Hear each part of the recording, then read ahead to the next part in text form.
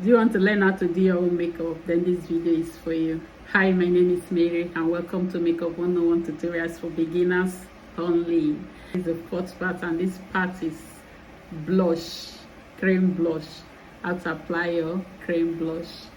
I'm using this cream blush from Fira Makeup and I'm going to use my hand to apply it. You can use your hand, you can use brush, but I'm using my hand to apply it.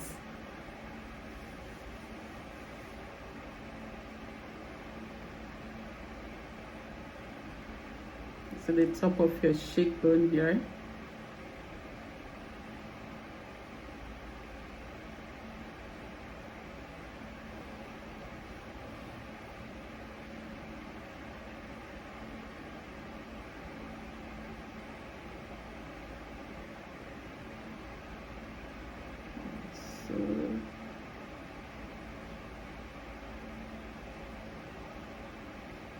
Now blend.